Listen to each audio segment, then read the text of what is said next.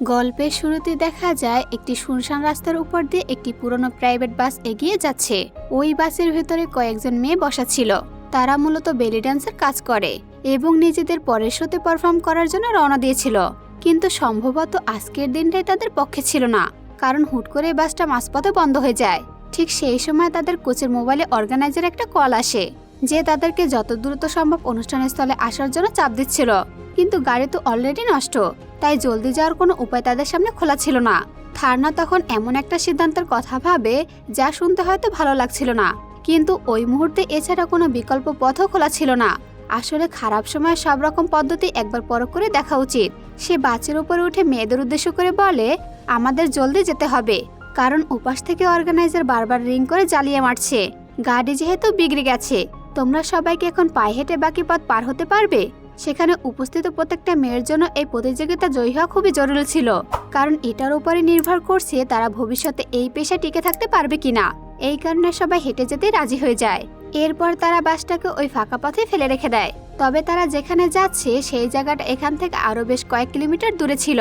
সবচেয়ে বড় কথা, সেখানে যাওয়ার রাস্তা ছিল খুবই অদ্ভুত আর একেবারে জনমানবহীন। ওই রাস্তায় কোনো ট্যাক্সি কিংবা সাধারণ কোনো মানুষজন চলাফেরা করতো না। কপাল এতটাই খারাপ যে এমন একটা খাঁখা রাস্তা তাদের হেঁটে হেঁটে পথ চলতে হচ্ছে। খানিকটা পথ যাওয়ার পরে হঠাৎ করে চারপাশের আবহাওয়া একদম খারাপ হয়ে যায়। প্রচন্ড বৃষ্টি হওয়ার কারণে তাদের পক্ষে সামনে হাঁটা খুবই মুশকিল ছিল। তবে ওই বিপদের মাঝে তাদের চোখে একটা হোটেলের বোর্ড পড়ে। তবে এমন একটা অচেনা এবং নির্জন জায়গায় হোটেল থাকা কোনোভাবে স্বাভাবিক লাগছিল না। অন্তত মাথা গোজার একটা আস্তানা তো পাওয়া গেছে। তাই থার্না সবাইকে বলে, আমাদের এখন এই হোটেলের ভেতরে যাওয়া দরকার। হয়তো ওখানে কেউ আমাদের হেল্প করবে, না হয় অন্তত একটা গাড়ির ব্যবস্থা করে দিতে পারবে। আর এই কথা শুনে বাকি মেয়েরাও তার পিছনে হাঁটতে শুরু করে। তারা সবাই যখন ওই হোটেলের সামনে গিয়ে দাঁড়ায়, তখন একজন বোবালক তাদের দেখে ফেলে এবং হাত নেড়ে ইশারা সেখান থেকে কেটে পড়তে বলে। ঠিক ওই সময় ওপস নামের এক লোক ভেতর থেকে বাহিরে আসে। সে ওই বোবালকটাকে অন্যদিকে সরিয়ে দিয়ে নিজে পরিচয় দেয়। এরপর সামান্য কথাবার্তা বলে ওপস টের পায় যে এই মেয়েদের একটা গাড়ির প্রয়োজন, কিন্তু এমন একটা বাজে আবহাওয়ার কারণে এখানে কোনো গাড়ি পাওয়া যায় না। তবে সে ট্রাই করে দেখবে, আর ততক্ষণ তারা চাইলে এই হোটেলে রেস্ট নিতে পারে। থার্না সবার আগে ভেতরে ঢোকে এবং তার দেখা দেখি বাকি মেয়েরা হোটেলের ভেতরে যেতে থাকে। ভেতরে ঢোকার পর হোটেলের বেশিরভাগ জায়গায় বেশ অদ্ভুত লাগে, কারণ চারপাশটা ছিল একদম অন্ধকার। কিন্তু বৃষ্টির জন্য তাদের তো কিছু সময় ওখানে ওয়েট করতে হতো, তাই তারা চারপাশের জিনিস খুব একটা পাত্তা দেয় না। তবে সবার চোখ বারবার চারদিকে যাচ্ছিল। হোটেলের চারপাশে শুধু নেশাখোর আর জুয়ারি বসেছিল। ওপস জানায় সে আর তার ওয়াইফ সোনিয়া মিলে এই হোটেলটা চালায়। একটু পরে সোনিয়া সেখানে আসে এবং মেয়েদের গা বেজা দেখে প্রথমে একটু খিটখিট করে। ওপস তখন তাকে শান্ত করে, মেয়েদের জন্য কিছু খাবার আনতে পাঠায়। এরপর ওপস মেয়েদের বলে, ওয়াশরুম থেকে তোমরা ভেজা কাপড় বদলে আসতে পারো। কিন্তু বেলি ডান্সের ড্রেস ছাড়া মেয়েদের কাছে বাড়তি কোনো জামা ছিল না, তাই তারা ওটাই পরে নেয়। তা দেখে ওপস রসিকতা করে বলে, তোমাদের তো সাদা হাঙ্গরের মতো লাগছে। খাবার নিয়ে সোনিয়া ফিরে আসে। মেয়েদের এই দলে ইন্ডিয়া থেকে আসা অবন্তিকাও ছিল। ঠিক ওই সময় হোটেলের আসমনায়ক ডেবোরা সেখানে এসে হাজির হয়। সে এসে মেয়েদের বলে, শুনলাম তোমরা নাকি বেলি ডান্সার। প্রিন্সেস তখন হেসে জবাব দেয়, হ্যাঁ, বুদাপেস্টে আমাদের একটা শো আছে, সেখানে জলদি পৌঁছানো খুবই দরকার। ডেবোরা অভয় দিয়ে বলে, টেনশন করো না, আমি দ্রুত একটা ভ্যানের ব্যবস্থা করছি, তোমরা ততক্ষণ রিল্যাক্স করো। এরপর আমরা সেখানে পাশাকে আসতে দেখি, যার বাবার হোটেল এটা, কিন্তু তার হাবভাব একদমই নর্মাল মনে হচ্ছিল না। সে কাউকে একটু কেয়ার করে না এবং সবাই তাকে এড়িয়ে চলে। এমনকি হোটেলের স্টাফরাও তার থেকে সবসময় দূরে দূরে থাকে। পাশা প্রতি সপ্তাহের মতো আজও এখানে এসেছে কিছু টাকা নিতে, যা মূলত তার বাবা তাকে আনতে পাঠিয়েছিল। কিন্তু সেই টাকাগুলো কোনোদিন তার বাবার কাছে যায় না, বরং সে নিজেই সব উড়িয়ে দেয়। এদিকে ক্লোর আবার ওয়াশরুমে যাওয়ার দরকার হয়। আসলে ক্লো কিন্তু কানে শোনে না, তাই ওপস যখন বুঝতে পারে ওর বাথরুমে যাওয়া লাগবে, সে জলদি সামনে এগিয়ে আসে ওকে পথ দেখিয়ে নিয়ে যাওয়ার জন্য। কিন্তু থার্না ক্লোর হাত ধরে বলে যে ও নিজেই ওকে নিয়ে যাবে। এরপর সে ওয়াশরুমের বাহিরে দাঁড়িয়ে হোটেলের চারপাশটা খুব ভালো করে লক্ষ্য করতে থাকে। এখানকার সবকিছু তার কাছে কেমন যেন অদ্ভুত লাগছিল, কিন্তু ঠিক কি ঝামেলা সেটা সে আন্দাজ করতে পারছিল না। ঠিক ওই মুহূর্তে থার্না একটা রুম থেকে কেমন যেন একটা আওয়াজ শুনতে পায়। সে ওই রুমটার দিকে এগিয়ে যেতে দেখে দরজাটা সামান্য খোলা রয়েছে। দরজার ফাঁক দিয়ে সে ভেতরে উকি দেয়। সেখানে সে ডেবোরা আর তার গুন্ডাদের দেখতে পায়, যারা একটা লোককে খুব নিষ্ঠুরভাবে অত্যাচার করছিল। এটা দেখার পাশে তখনই ওয়াশরুমে ঢুকে ক্লোরকে জলদি চলে আসতে বলে, কিন্তু ওয়াশরুমে ক্লোয় ছিল না। ক্লোয় হয়তো নিচে চলে গেছে ভেবে সেও নিচে নেমে যায়। অথচ সে যদি প্যানিক না করে একটু ভালো করে দেখতো, তাহলে বুঝতো ক্লোয় ওখানে ছিল, সেফ একটা কোনায় দাঁড়িয়ে ছিল। যাই হোক, ব্যাপার না, ক্লোয় নিজেই পরে নিচে চলে আসতে পারে। তবে থানার নিচে আসতে পাশা তার সাথে খারাপ ব্যবহার করতে শুরু করে দেয়। সে তাকে জোর জবরদস্তি করে নিচের সাথে নিয়ে যেতে চায়, কিন্তু থান্না তাকে ধাক্কা মেরে দূরে সরিয়ে দেয়। পাশা কিন্তু এত সহজে ছেড়ে দেওয়ার লোক ছিল না। সে আবারও থান্নাকে ধরে ফেলে, আর এবার থান্না সোজা তার প্রাইভেট পার্টে একটা জোরে লাথি মারে। এটা দেখে বাকি মেয়েরা বেশ মজা পায়, কারণ তাদের টিচার কাউকে ভয় পায় না। তবে সে এটা ভুলে গিয়েছিল যে সে এমন এক নরকে দাঁড়িয়ে আছে যেখানে কোনো মানুষের দামই নেই। পাশার সাথে সাথে নিজের গুলি বের করে এবং থান্নার মাথা সোজা ফায়ার করে দেয়, যার ফলে ওখানে থান্না মারা যায়। সামনে এমন ভয়ঙ্কর খুন হতে দেখে মেয়েরা একদম ভয় পেয়ে যায়। ডেবোরা গুলির আওয়াজ শুনে নিচে দৌড়ে আসে এবং নিচে লাশ পড়ে থাকতে দেখে। সে পাশাকে খুব বকাবকি করে এবং মেয়েদের আশ্বস্ত করে বলে যে তাদের কিচ্ছু হবে না, কিন্তু প্রিন্সেস ভয়ে কাঁদতে কাঁদতে চিৎকার করতে থাকে। সে বলে তাড়াতাড়ি পুলিশকে ফোন করো, ও আমার টিচারকে মেরে ফেলেছে। ডেবোরা তাকে কথা দেয় যে পুলিশে ডাকবে, তবে আগে তাকে শান্ত হতে বলে।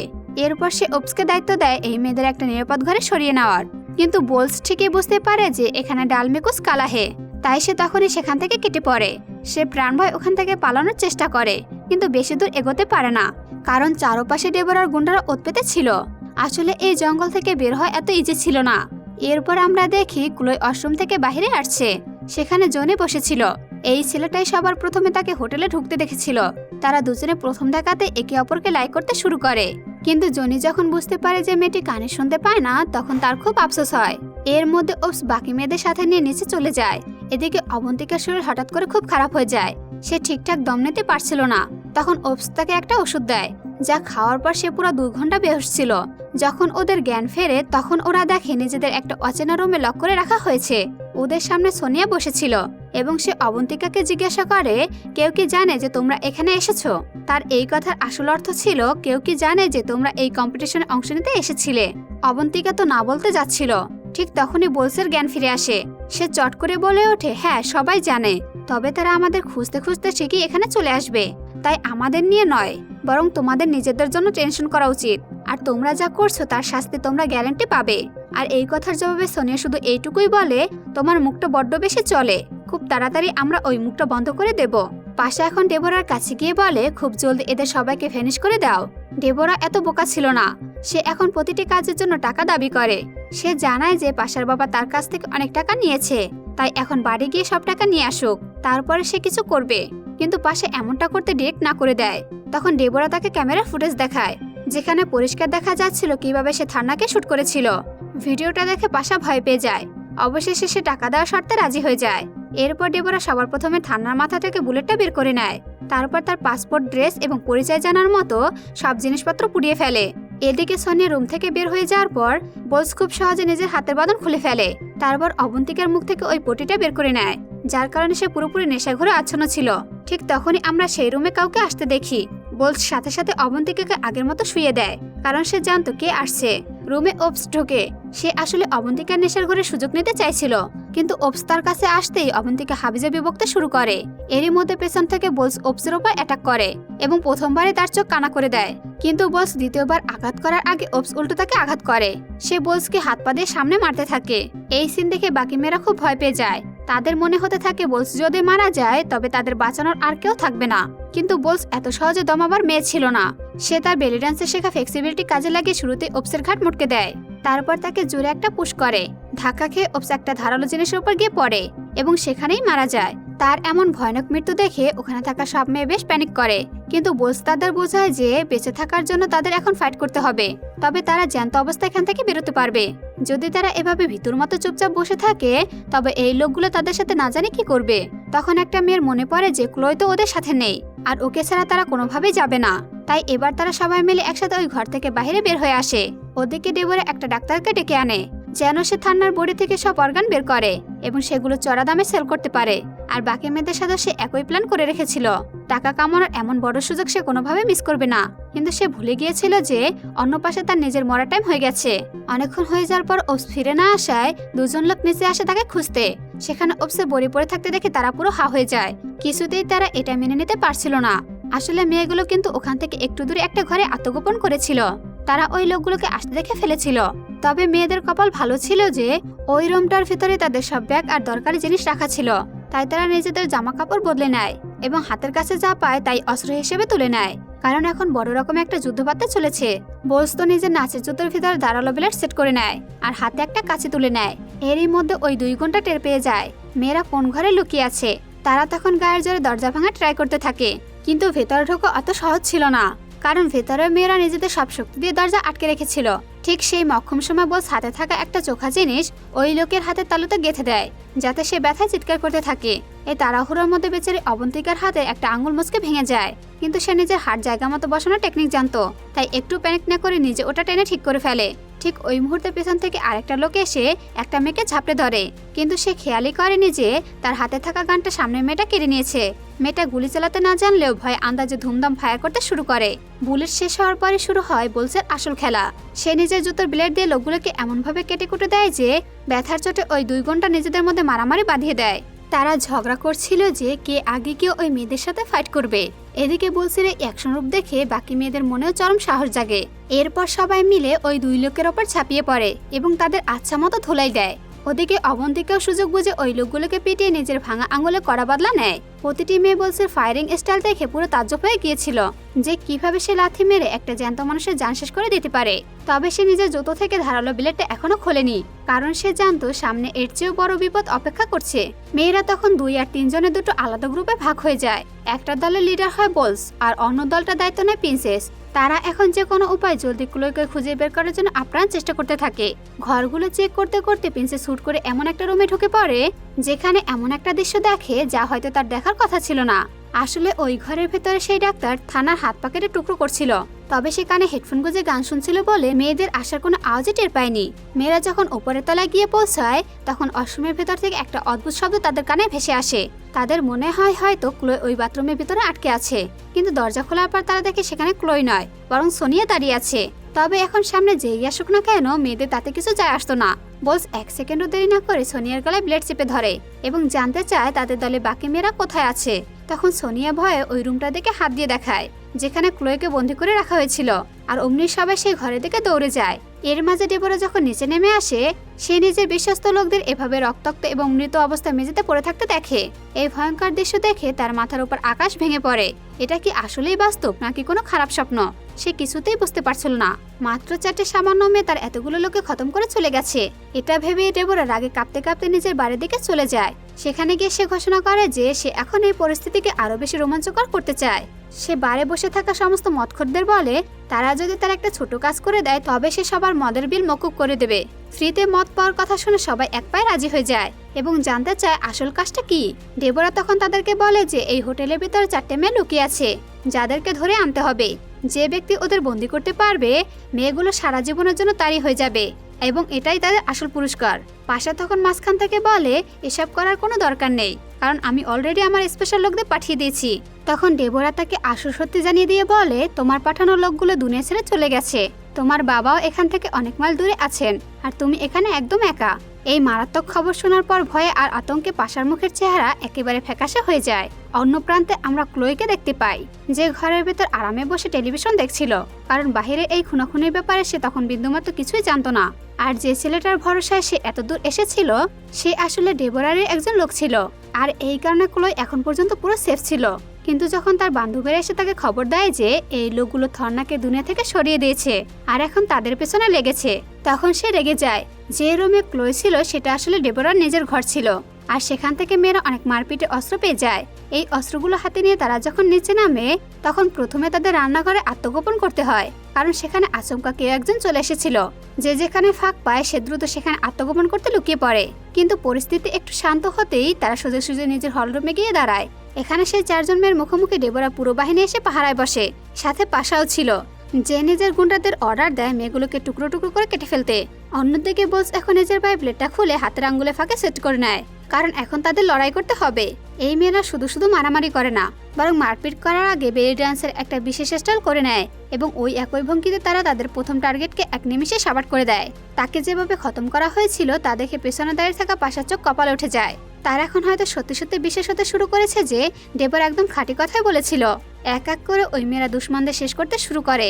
অন্যদিকে আমরা ডেবোরাকে দেখতে পাই যে পুরো হোটেলে আনাচে কানাচে বোম ফিট করেছিল। সে আসলে এমন কাণ্ড কেন করছিল তা আমরা একটু পরে পরিষ্কার জানতে পারবো। আপাতত আমরা হলরুমে দেখি যে সেই ছেলেটা যে ক্লোয়কে নিয়ে ওই রুম পর্যন্ত পৌঁছে গিয়েছিল সেও মূলত এই গ্যাংয়ের একজন মেম্বার ছিল, তাই সে এখন মেয়েগুলোকে খতম করার জন্য সামনে এগিয়ে আসে। কিন্তু মেয়েরা ওই ছেলেটাকে ধরে ক্লোরের সামনে এনে ফেলে। ছেলেটা ক্লোর ওই রাগী রূপ দেখে নিজে ভয়ে কাঁপতে শুরু করে এবং সেখান থেকে পালিয়ে যায়। ওদিকে বাকি মেয়েরা মিলে উপস্থিত সব লোকদের পিটিয়ে পরিষ্কার করে দেয়। মারামারি মাঝপথে তারা একটা জানালা দেখতে পায়, যা দিয়ে তারা খুব সহজে বাইরে কেটে পড়তে পারত। তাই এখন এক এক করে মেয়েরা ওই জানলা দিয়ে বাইরে লাফ দেয়। কিন্তু একদম শেষে যখন ব্রুসের লাফ দেওয়ার সময় আসে, ঠিক তখনই ডেবোরা এসে তাকে পেছন থেকে ঝাঁপড়ে ধরে। যদিও ডেবোরার কাছে একটা পিস্তল ছিল, কিন্তু সেটা কোনো কাজের ছিল না, কারণ ওই বন্দুকের গুলি অনেক আগে শেষ হয়ে গিয়েছিল। পাশাও এই সুযোগে সামনে এগিয়ে আসে, কিন্তু ডেবোরা তাকে হাত দিয়ে থামিয়ে দিয়ে বলে বোলস হলো তার শিকার, তাই সে একাই বোলসের সাথে লড়বে। ঠিক এই জায়গাতে এই কাহিনীর সবচেয়ে বড় সিক্রেট সামনে আসে। আসলে একটা সময় ডেবোরা এই মেয়েদের মতো একজন ডান্সার ছিল, কিন্তু তার বাবা মা এক মহাজনের কাছ থেকে অনেক টাকা ধার নিয়েছিল, যা সে কোনোভাবে শোধ করতে পারছিল না। আর পাশার বাবাই ছিল সেই খলনায়ক, যে কিনা ডেবোরার বাবাকে টাকা ধার দিয়েছিল। ডেবোরা বলে আমার বাবা তার পাওনা টাকা ফেরত দিচ্ছে না দেখে সে রাগের মাথায় আমার একটা পা কেটে বাদ দিয়ে দেয়।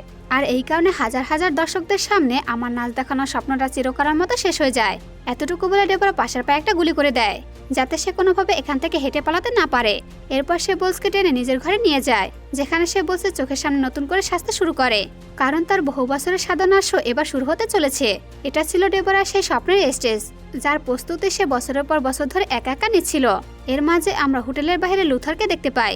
লুথার হলো পাশার নিজের বাবা, যে তার মস্ত বড় এক দলবল নিয়ে এখানে এসেছিল নিজের ছেলেকে উদ্ধার করার জন্য।